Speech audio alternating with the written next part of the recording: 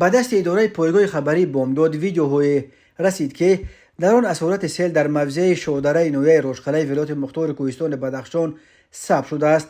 در این نوارها که ساکنان از نقطه مختلف ثبت کردن دیده می شود که یک سیل عظیم با صورت بلند سنگ و گل و چوب را پیشانداز کرده به بالای یک منطقه اولنشین فرو می ریزد.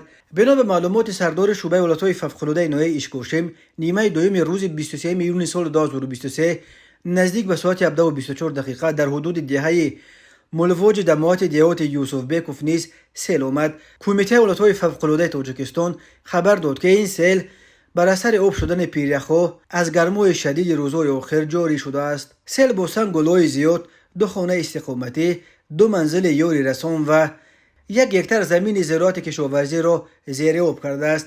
کمیسیون ولایت‌های فوق‌العاده در جای حادثه به فعالیت آغاز کرده است و با قرار کمیسیون 8 خواجگی از این دیه به جای امتر کوچانیده شدند. در این زمان کمیسیون ولایت‌های فوق‌العاده حجم ضرر رسیده بر اثر سیل در دیه ملواج را معاین می‌کند. پیامدهای سیل برطرف کرده می‌شوند.